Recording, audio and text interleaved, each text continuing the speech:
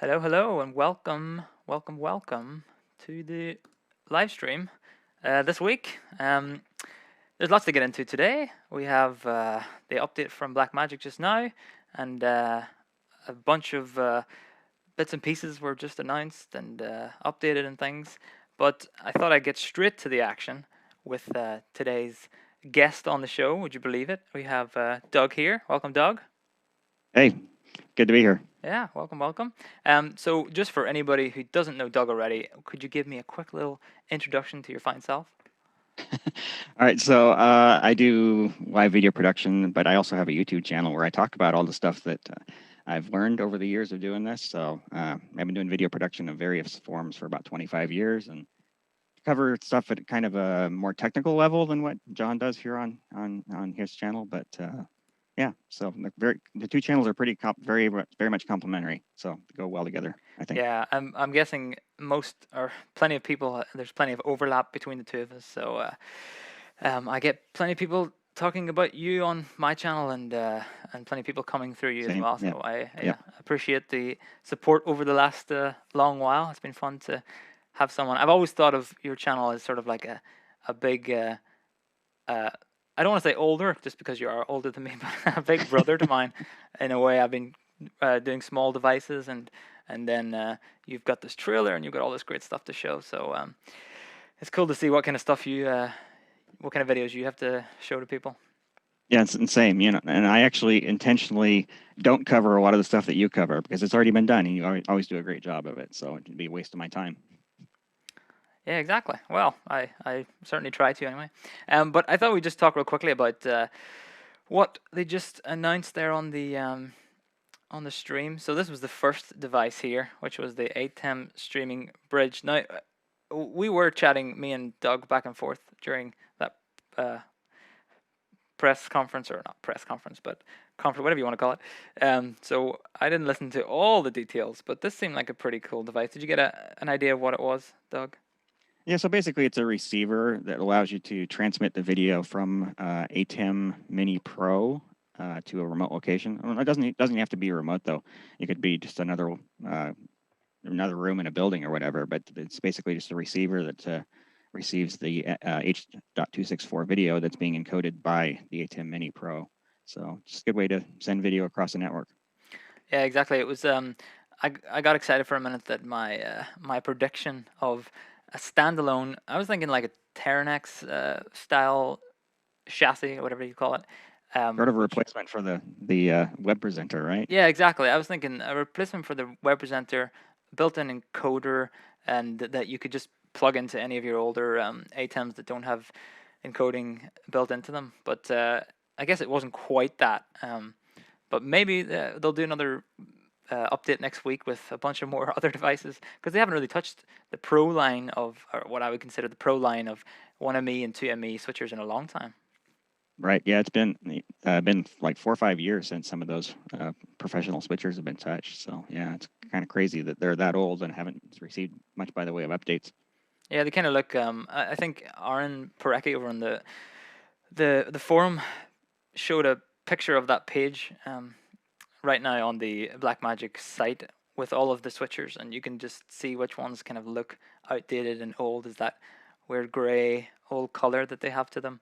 But in on the flip side, except for like the audio enhancements and of course the streaming and stuff, I mean those switchers are still good to go for a long time with their 4K and stuff. So maybe it's Absolutely, but I would really love to have that advanced chroma key in my switcher though.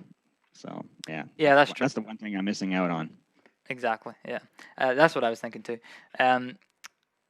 What else did they announce on this fine day? So Yeah, a new ATEM Mini Pro yeah, actually. new ATEM Mini Pro ISO. Talk about a mouthful. Yeah, no kidding. Yeah.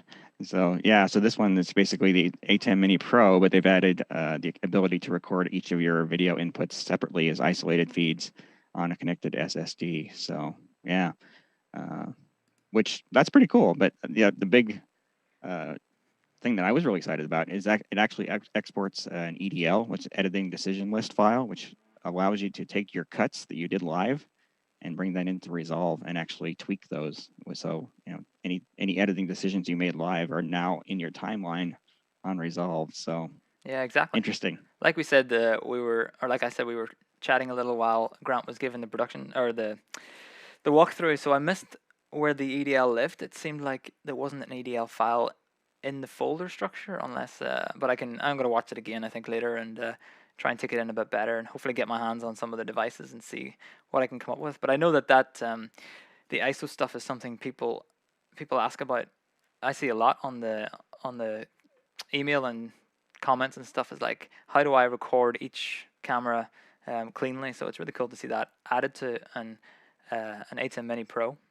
And I see a lot of crazy solutions for that too. I see a lot of people, like, they've got their little tiny ATEM Mini, and then they've got a whole bunch of other equipment on the back end to record their isolated feeds or produce a multi-view or whatever it might be. So it's good to see that included. Yeah, exactly. But I was wondering how warm this device is going to get as it pumps out so many more recordings. And then in the end there, sorry, cook your breakfast, Yeah, exactly. Cook your breakfast. Yeah.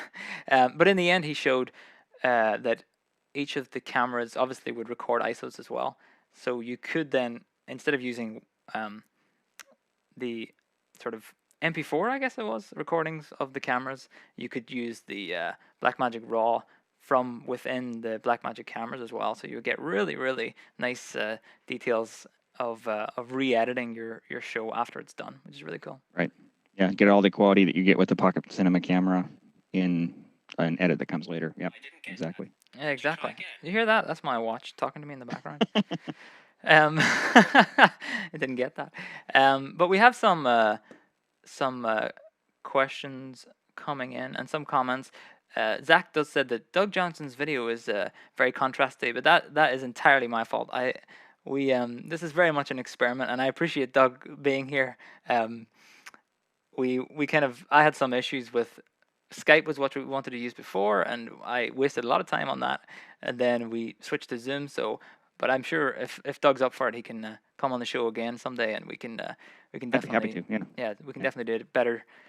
Yeah, color matching. Part of that contrast is on my end too. It's kind of crazy that I've got all this fancy hardware here in the trailer, but I can't get video into Skype or Zoom with any of that gear. I have to use some less expensive stuff, and that's actually where a lot of that contrast issue is coming from. So. Oh, okay, good. So I don't have to take all the blame for it. No. It's at least half my fault. So yeah. I felt suddenly better. It's part of what happens when you do this kind of last minute. So exactly. So let me see, because I'm kind of I just hit the mic. It's fun to run the show, talk to you, and read comments at the same time. I need an assistant for this kind of stuff, but that's okay. I can. I've kind of made you my assistant by making you describe what Blackmagic launched today. That was quite nice to have you. I'm glad to be here. Yeah, exactly. Well, this is just a little comment to start us off here. Framing the World said, "Cool. I learned a lot from Doug. Glad to have you two. Glad you two are doing a stream together." Yeah, it's. Whenever I was making videos, and then Doug started making videos, I remember seeing his videos and thinking like, yeah, okay, he's got some good gear. I don't know if I'll ever be able to make those videos someday. So those I initially felt like, oh, there's kind of a slight rivalry there. But I think I sent you an email, or you sent me an email one day, and I suddenly just felt like, okay, it's just another person out there who's trying to make videos and having some fun doing it. So I can't believe it's taken us this long to chat on video. Today was the first day we talked together. We've exchanged emails quite a few times in the past, but yeah, this is the first time we've actually talked virtually in person or whatever. Precisely. So there's going to be there's always going to be some fun road bumps as we go live together and talk. The biggest road bump was trying to see how long that Blackmagic video would stream for. We weren't sure if it was ever going to end. Right? Sure. Yeah. Very, very wordy today, Grant. So let me see. We have. I'm gonna throw out some questions. They not necessarily have to be about the updates that just came today. And maybe Doug, you have some answers to them, because Sure. I don't necessarily have the answers. But here's a question from Framing the World as well. I am using the HyperDeck to do playback on my live streams. The audio comes out of the HyperDeck using an SDI to audio converter into the mixing board. Why is the audio out of sync, and how can I fix this? Over to you, Doug. Okay. Well, I guess it depends on how you define out of sync, whether it's early or late. If it's early, you probably just need to add some delay coming into it. But if it's late, I'm not sure why that would be, because yeah, I mean, I do that all the time. I use HyperDecks for playback, and then I have an SDI to audio converter, and that works great. So yeah, I'm not sure. I usually, this is a side step, but I usually tell people, like, just send me an email when you have questions and stuff. What's your like preferred way to communicate with people? Is email good for you? Do you ask people to send emails? Do you usually go for the comments on YouTube and stuff like that? I do both. Most of the I probably have just as many people commenting on YouTube as I do that are emailing me through my website. But the website's kind of my preferred way. That way, the direction, you know, the intended meaning of the question can go to the right place. You know, if it's a technical question, that goes to one place, and you know, vice versa. So yeah, my website's preferred way for me to receive correspondence. That makes sense. That's good to know. I never like to tell people to bombard someone with emails if that's not something that works for them. Here was a good point someone made. Let me see if I can find it.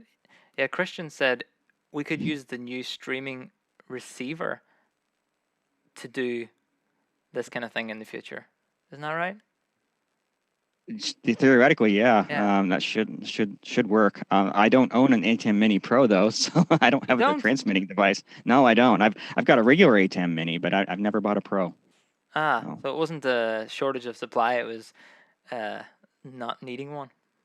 More or less, yeah. And honestly, the only reason I bought the Mini was for my YouTube channel, because I mean I have nicer switchers, so it's just there. So when I'm doing my stream team series, that we have a prop to show people the Yeah, equipment that they would probably be using.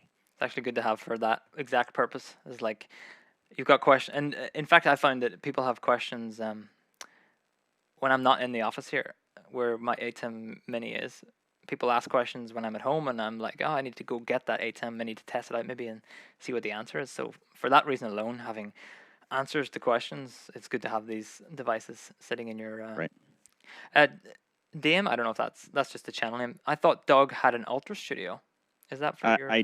Yeah, I do have an Ultrastudio 4K. I've never been able to get that to work reliably with Zoom or Skype. So yeah, it works fine in the Media Express, but I've never been able to get it to work with anything else.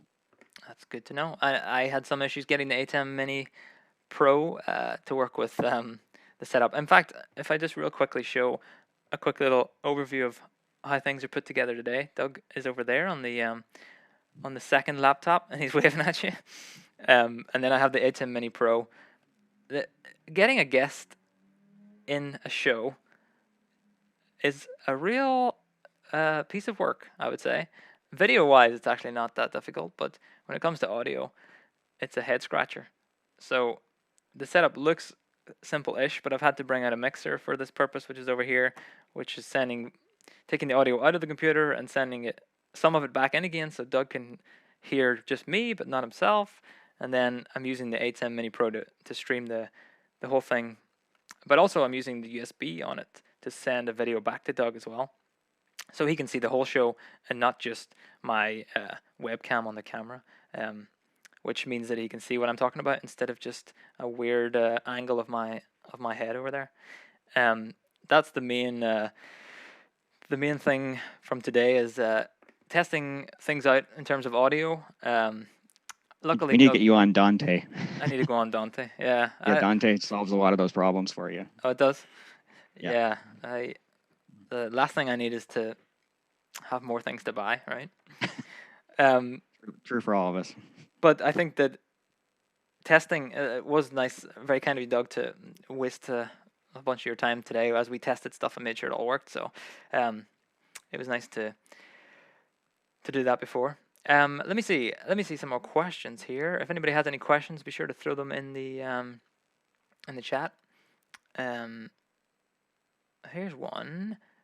Alexander wants to know, hi guys, is it possible to set up 2 stream locations on the Mini so that one could go to YouTube and the other could go to the new ATEM bridge? Currently, it's not possible to do that, but I never saw specifically on the ATEM streaming bridge if you could parcel those out. I don't even know if they got to that in this video. It looked like from the video that it was not possible to do that. But you have to wonder if they're using RTMP in order to get video to the bridge. And if they are, then you could use one of the many services out there that allows you to take a single stream and split it. Yeah, exactly. I think we'd probably need to get our hands on the devices and test it out anyway before. I would like to do that kind of thing, but it doesn't seem like something that would be so possible right now. Let me see. Next question. Given the choice for longer cable runs, would you choose something like an optical HDMI cable or standard copper cables with fiber converters? Now, you use a lot of fiber, right? I use fiber almost exclusively for camera connections outside my trailer. Yeah, you don't have to worry about distance limitations anymore. You know, these things are rated for many kilometers, you know, so yeah. But that said, the converters can be kind of expensive. So yeah, if budget is of concern, then optical HDMI can make some sense. Yeah, we in the company I work for here, when I'm not making these YouTube videos, we do use a lot of fiber stuff as well, and it does change everything whenever you don't really care how far away things go. You don't have to worry about is it within a meter or two. But I mean, if I'm using the ATEM Mini, for example, and it's all HDMI, and you don't want to have to worry about a lot of conversions back and forth, then maybe the HDMI optical fiber way is, or it's not HDMI optical fiber, but the HDMI longer cables is a much better way to go. If, for example, in this area, I use 1 or 2 5-meter HDMI cables, which are one directional and stuff, and a little more reliable. And I've used up to, I think, 15 meters as well. So for this kind of workflow and setup, then it does make sense. But as soon as you get to a venue, I mean, you're instantly out of HDMI options there. Right. Yeah. Like everything in a venue is 20, 30 meters minimum, right? So yeah. Exactly. Here's a question for both me and Doug. Here to record, do you want to come to the US to do an event with Doug? Well, Doug has to ask me, so here he is. He's going to ask me now to work with him. You're always welcome, John. You're always welcome. Yes, there we go. I got my invite. No, I have been previous to right before I started making these videos, or right when I was making these videos, I was going to the US a lot, and I made it as far close to you. I made it to Salt Lake City for a couple of conferences. Yeah, that's pretty close. Yeah, I was pretty close, but this was before I was even making videos and before I knew you existed. Otherwise, I definitely would have given you a call at the time, and we could have worked on something, I'm sure. Yep, that'd be awesome. Yeah. A couple of H2R Graphics questions, which I'm using now for this. Someone asked, when is the 2.0 version available, which has images, which is what I used to show some images earlier today, and that is available as of yesterday. So go to heretorecord.com/graphics. You can grab the latest version, which has images. It has something that I don't know if you've watched the new series on Doug's channel, the Stream Team. Yeah. Stream Team. Yeah. I knew I get that wrong. So close. The Stream Team, they used H2R Graphics in that for a video a little while ago, right?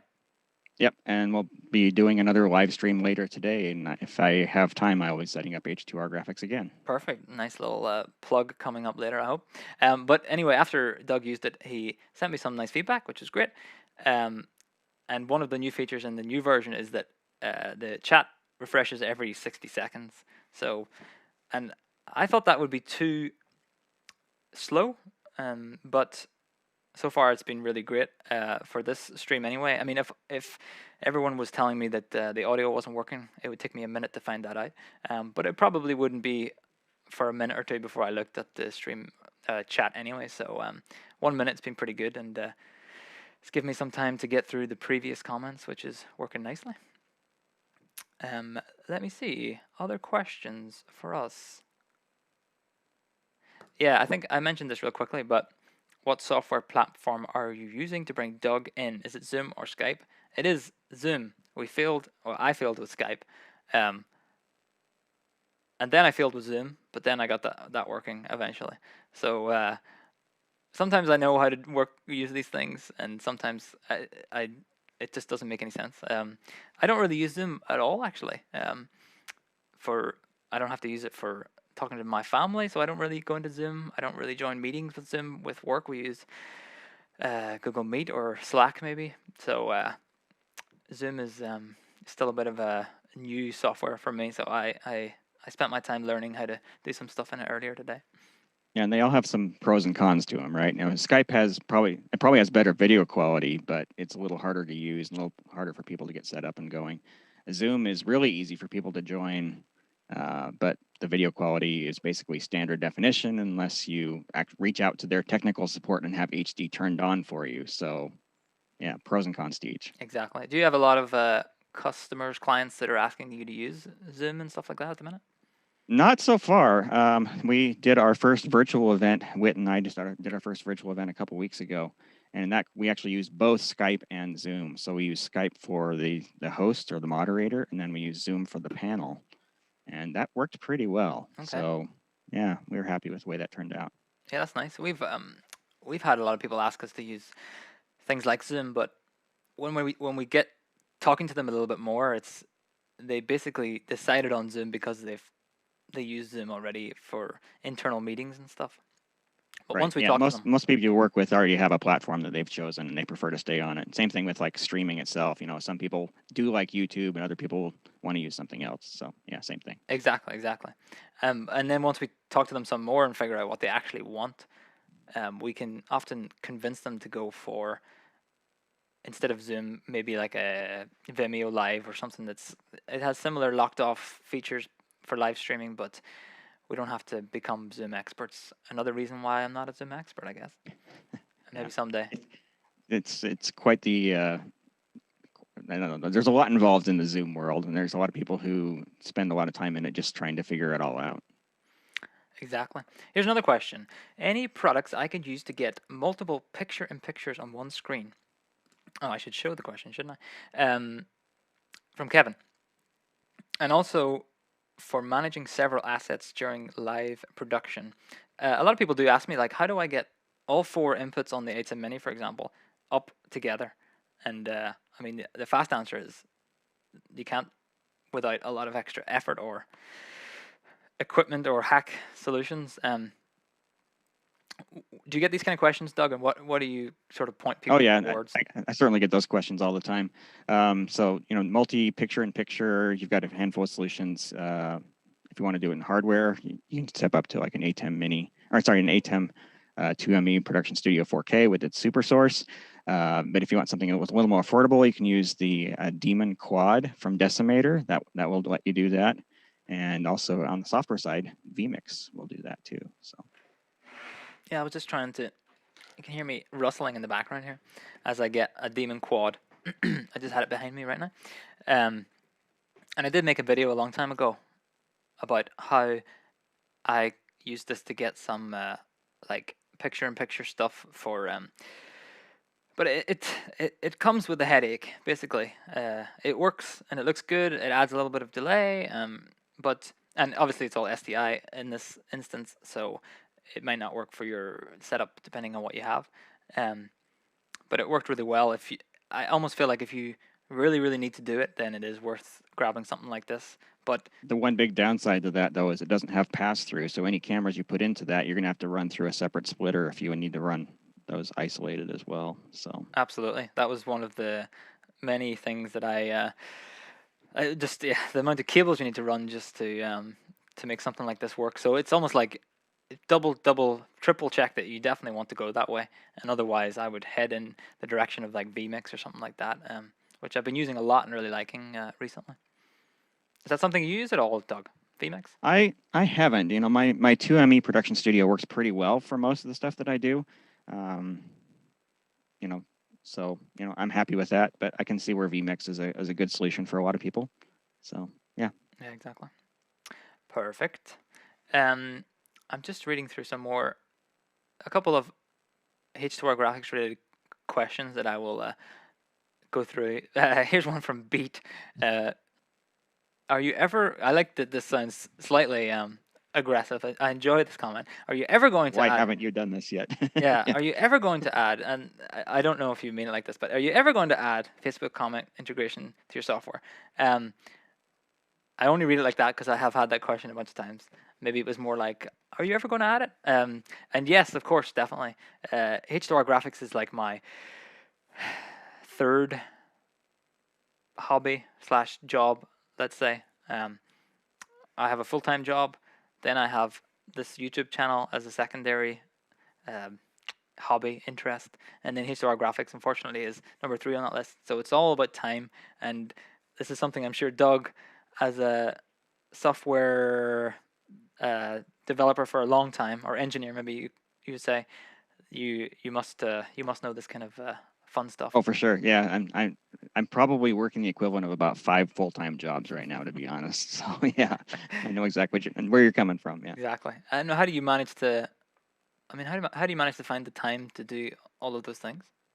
It's not so much necessarily finding the time. It's I mean, I basically work all the time. I don't have much by the way of other things that I do, and I just bounce from project to project. When I get bored of one project, I'll switch to another one, and that keeps my interest up. So it's each project is a distraction from the others, if that makes Yeah, sense. I know that feeling. That's why I've been working on another project for about 2 years now that I want to get in people's hands, and it's it's still not ready because I bounce around to the next project. But hopefully someday. And H2R Graphics, actually doing these live streams is the reason that momentum has picked up on it again, which is really nice for me because I can use it, I can find problems, I can fix it, and then I can make it better. So that's why I don't always get to some really cool features because I'm using it these days and I'm finding weird quirks and I'm trying to fix them as fast as I can. There is a quick little question for you, Doug, if you don't mind.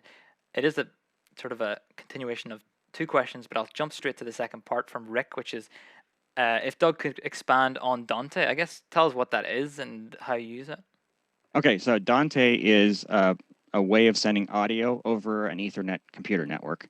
And there's it's an industry standard, so you find a lot of different manufacturers that support it. I happen to use Yamaha for most of my devices, but it's a real neat way to move audio around, especially if you have computers involved, because you need to get audio out of a computer. You just install their virtual sound card software, and then that puts your audio on the network, and then that can be received by any other Dante device. So in the case of this stream right now, your audio, John, is coming in on a computer here in the trailer, and then that's going to my mixer over Ethernet. So I don't have to move audio cables around. You don't have distance limitations that you're worrying about. It can be sent over fiber. There's all sorts of nifty things you can do, and you can even split those too. So if I wanted to have your audio go to 5 different places, that's not a problem. It makes it really easy to handle all that. So yeah, it's pretty cool technology.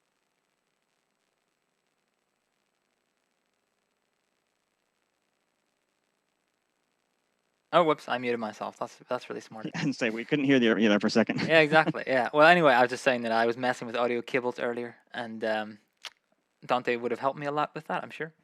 But yeah, perfect. Thank you for your explanation. Do you have many videos on the channel about Dante specifically? I've never really gone into a whole lot of detail about it. I did do a brief overview of my Yamaha mixer, but I probably ought to do more. It's technology that's not super well understood. Between that and fiber, those are 2 technologies that I get a lot of questions about. I should probably focus on a little bit more on the channel. So maybe I'll do something here before too long on Dante. That's a good idea. Now I'm terrified that I've muted myself again. Oh, just a quick follow up then. Here's one from Alvin. Would Dante work across the internet? There are ways to do it. It's not simple or inexpensive to do it. So it is technically possible, but not something I would necessarily recommend. Okay, good to know. something I know nothing about. So it's always nice to have someone that uses it. Excellent. Here's one. Have you tried Cisco's Webex instead of Zoom or Skype? I'm going to answer that by saying I have not, but I've never heard somebody say a good thing about Webex. I've never had that in the same sentence. But have you used it, Doug? Not really. My sentiments would be exactly the same. Yeah, it's like I've never heard anything good about it. Yeah, a lot of big companies, when we go to see them and talk about solutions, Webex comes up pretty fast, and then they already talk themselves out of it for some reason, because it doesn't do this or it doesn't do that. So, again, I haven't used it, so I don't mean to put it down too heavily, but I've never heard good stuff about it. We never really talked about this, which is what our thoughts are on or what we think about the ATEM Mini Pro ISO. For me, I don't really. I guess I don't really do the kind of events anymore. I used to do a lot of traveling around Europe with as little gear as possible, and do some logging of videos, and I really wanted to do that in my workflow, but I don't really use or do those sorts of events right now, obviously for obvious reasons, but I've also, before coronavirus, I'd already stopped doing European events anyway. So for me personally, ISO stuff is not really something I need or want to use right now. And if I'm guessing, maybe you're pretty similar, Doug? Yeah, for the most part, yeah. I actually, it's kind of funny, but we've had more events since coronavirus started than we had before. But in terms of the ATEM Mini Pro ISO, the ISO isolated recordings isn't near as interesting to me as the EDL, because I mean I always record ISOs in camera anyway, so I don't need something else to do those recordings.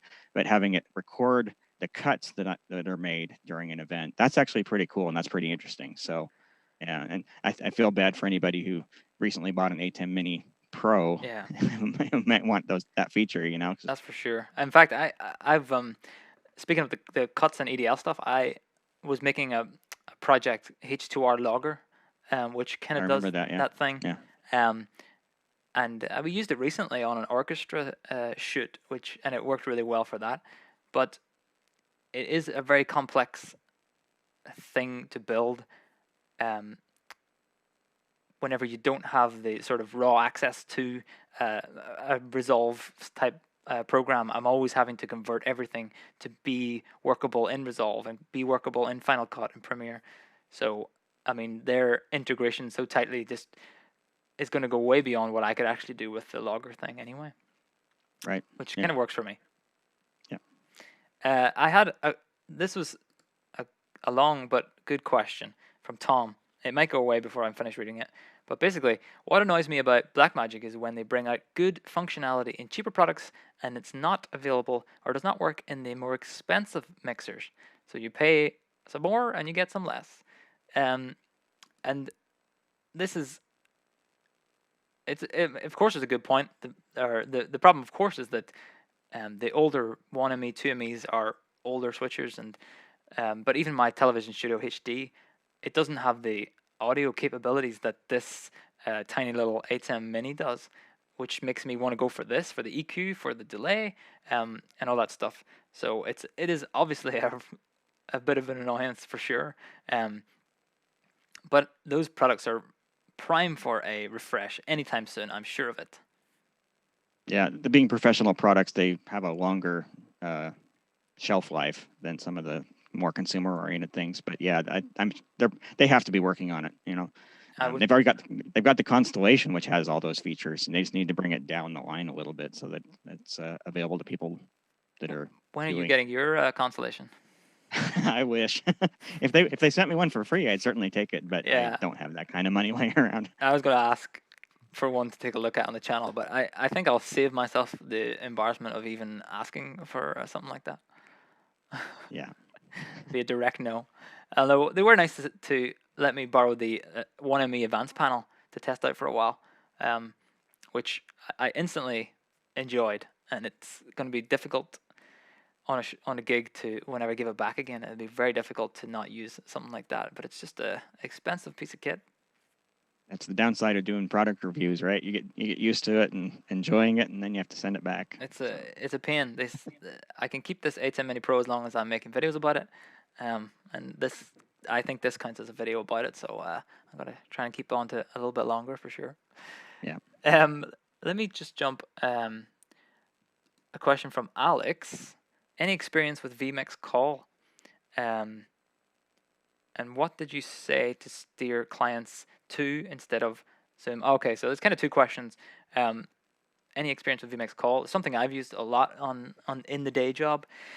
We've had up to 5 people on a call at the same time, plus people in a studio setting. I only so far I only have good things to say about vMix call. It's working really well. I used it recently for a gig where in this office I had a remote person call in, and then I had someone next door in the green screen, and the remote person was watching the production over vMix call and giving feedback throughout the day and stuff like that. So it works really well, and for a various sorts of big and small gigs and stuff like that. And the second part of the question is, what do you say to steer clients away from Zoom or towards Zoom? I guess I suppose I don't really use it much for clients, so we steer people away from it because we say, well, what do you want? Why do you want people to join in? Do you want people just to watch a video and presentation? Yes. Okay. Well, then Zoom maybe isn't the right thing. We can use Vimeo, YouTube instead. Are you talking people in and out of Zoom like that at all, Doug? And what's your tip? I haven't done much by the way of virtual events yet. But if someone was to come to me, I would just basically say, here are the pros and cons of the different platforms, and then you guys can make the decision. I can pretty much work with anything, but there are certain advantages to using one versus the other. So depending on what the event is, and like say the one we did a couple weeks ago, Skype for one person and then Zoom for everybody else, because that was going to give us the best combination of the video quality versus the requirements in terms of how many people were showing on screen. Yeah, I'm glad you brought that up again because we have a question from MJ, which says, Doug, you mentioned about Skype and Zoom at the same time. Do you have any issues with audio looping? And did you have to make audio mix minuses and stuff? I did, but having Dante mixer made that trivial. So yeah, no problem at all. Back to the old Dante again. You're just gonna keep rubbing that in in my face. So that's a pretty easy answer. Dante was a good solution for that. Mm-hmm. Let me see. Still plenty of comments to get through. It's been fun to have you right with me here because I think we're pulling some different audiences together, which is really nice. And I think so too. Yeah, and we should do this again. Here's one from DM. It says, "We'll get you on Dante one day, John." I guess you're a Dante user as well, then, DM. Pretty much anybody who uses Dante stays on Dante because it's just a cool technology. There's no going back. Yeah. It doesn't work specifically with any of the ATEM audio stuff, right? You have to run it through an audio mixer, correct? Correct. Yeah, and that's essentially what I'm doing here in my trailer. So I bring in most of my audio sources with Dante, and then take the final audio mix, and that goes via analog to the XLR input of my switcher. Oh, okay, that makes sense.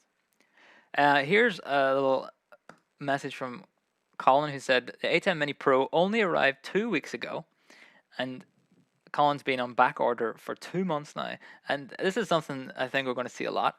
People, even now, are probably just getting ATEM Mini Pros like delivered today, and they're seeing this announcement. I wonder how they're going to be able to make these ISO versions as well. These are probably going to be replacements for an ATEM Mini Pro purchase, not in addition to. So the total number of units they sell probably won't be that much higher. Yeah, that's true actually. Maybe the odd person might cancel their pre-order right now. But I suppose the ATEM Mini original one is something that people might not be looking at much at all now, since there's 2 Pro models out there, and it makes sense to at least jump up to the first one, if not the more expensive. So it was $295 for the Mini, right? Correct. $595 for the Pro. Correct. And then what was the price of today's one? $895. So it's $300 more than the existing Pro. Yeah. Which is not far from the price of like a. How much does it cost for the television studio and stuff like that? It's $995, so just $100 more. Exactly. Yeah. So it's every step of the way is like you may as well pop to the next one if you want some more features. Although I suppose like I said earlier, the ATEM Television Studio HD is even that looks out of date now. Maybe not visually, but in terms of audio and with all of this recording and streaming and ISO stuff, it's really difficult to justify the need for one of those. Yeah, if they keep this up though, they'll have a switcher at every price point. You know, $295, $395, $495, and so forth. So. Well, if they keep this up, they'll have a live stream every week as well with all these things. Well, they seem to be doing that now, so not much will change there. Exactly. I'm okay with that though. Martin wants to know, how is the latency with Dante? Very, very low. It's a couple of milliseconds. If you're working in 96 kilohertz, you can actually get it down to a half a millisecond. I work in 48, so yeah, my latency is typically about 1 millisecond, which is low enough that you never notice it. That's good to know. Not a problem at all. So I am going to, like I said to Doug before we started this, the building's alarm kicks in pretty soon, which is a shame, but it does mean that I stick to a tight schedule. But I guess I wanted to wrap things up and thank Doug for coming on, answering questions. Doug, I know where people can find you, but tell people where they can find you and tell them what's coming up today on your channel. Okay, so my YouTube channel is just called Doug Johnson Productions. It's youtube.com/doubledeej, DOUBLEDEEJ.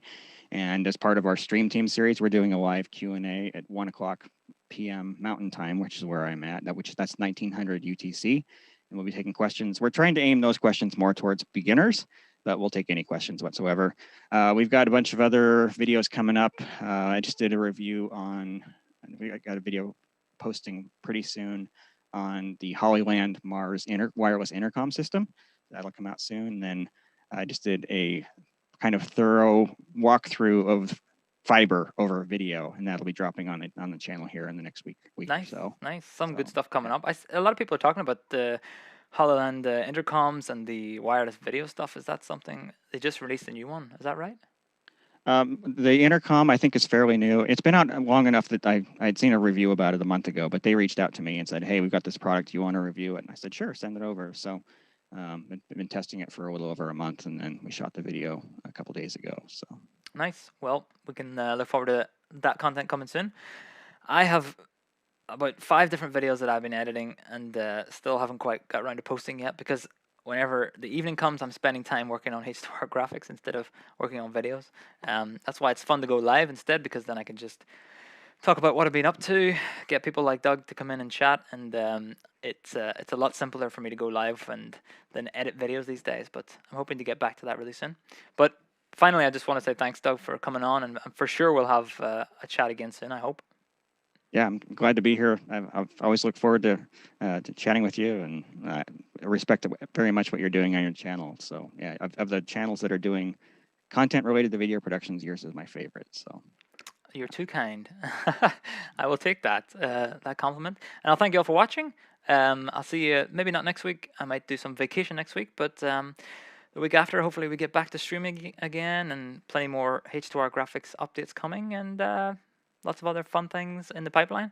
Hopefully Blackmagic will do another update next week as well. So I'll see you next time, and all the best. Thanks.